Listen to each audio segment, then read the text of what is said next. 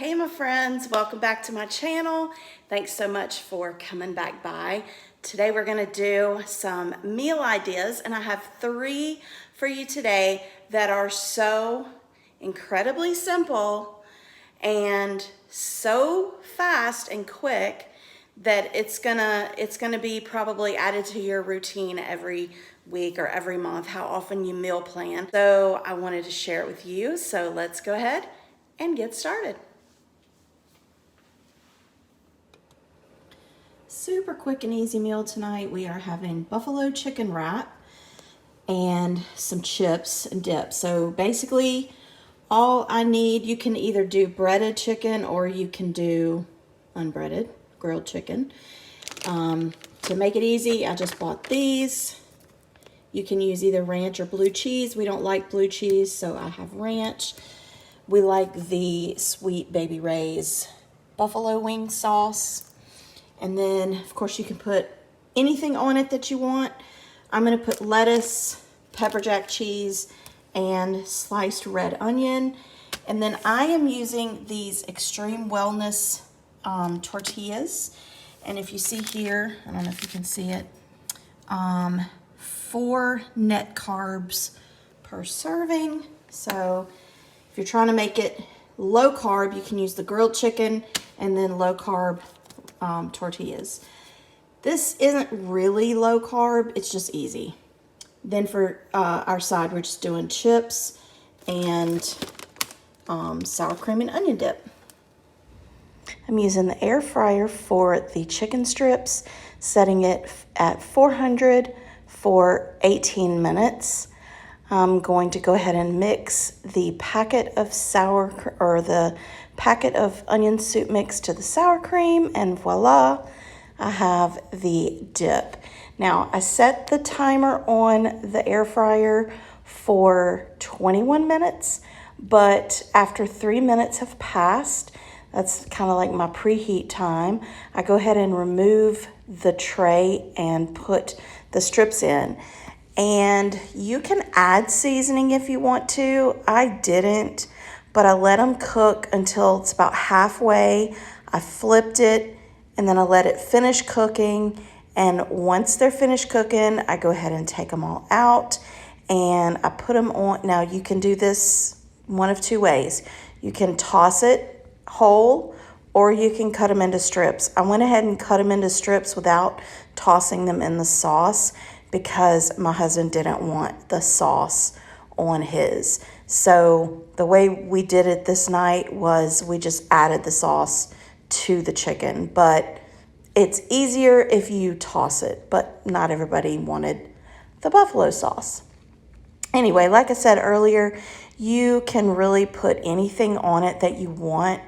I put the ranch and probably put too much chicken because it was pretty doggone full, but I added the red onions and the lettuce and the cheese. You can put the cheese, you can put it, in the toaster and let the cheese melt, but once everything's in there, you just wrap it up, cut it in half, and of course you'll probably have to use a toothpick to hold it down, but that's what was for dinner that night. Now we are in Colorado on vacation, and the food there was ridiculously expensive, so we decided to have chili. These are the ingredients for that. I don't do a lot of from scratch stuff for my chili. I go ahead and brown the ground beef, and once the ground beef is finished getting brown, I add the chopped onion and bell pepper. And I don't wait until it's completely cooked because I want the flavor of the onion and bell pepper in with the ground beef. But you add that to it and let it finish cooking. And once it is the veggies are tender, your meat is brown, then that is when I go ahead and add I don't add the whole packet at this time, but I add some of the chili seasoning and let that cook for a few minutes. Then once that is cooked for a few minutes, then I add the Rotel, and it's a small can of Rotel, and I let that cook in with the meat and just kind of let all the flavors, just kind of marry. And after I let that cook for a little bit, then I start adding the crushed tomatoes. I add a little bit more of the chili seasoning. I start adding my beans. I have light red kidney beans, chili beans, and pinto beans. You can use more, less. You can use whatever kind of beans you want. But anyway, once all the beans and stuff are added, I just add everything else to the mix. And yeah, just let it cook for, I don't know, anywhere between 30 minutes to 45 minutes. And then depending on how thick you like your chili, which I like mine more soupy just because I like to add crackers, or tonight we had Fritos with ours. But you can add, as much or as little beef broth or beef consomme, which I really like beef consomme, but I can't remember if I had beef consomme in here this night or not. But, like I said, some people like it thick like it is right here. I happen to like it a little bit juicier, so I just add some broth to it and let that cook. But I let it cook for, like I said, a total of at least 30 minutes, but the longer it cooks, the better it tastes. But once it's cooked, I think this night I let it cook for about 45 minutes. And once it was all cooked, then it was ready to serve. And here is my oldest son. He used to load his up with Fritos, but now he just puts cheese on his, so he loads it up with cheese.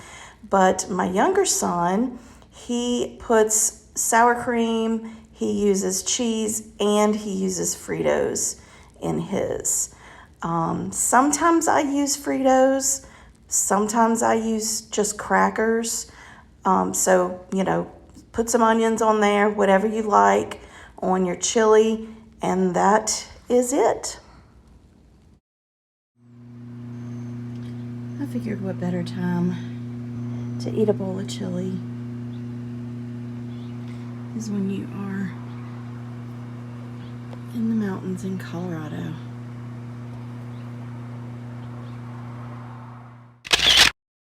This last super easy and super quick meal is easy taco salad.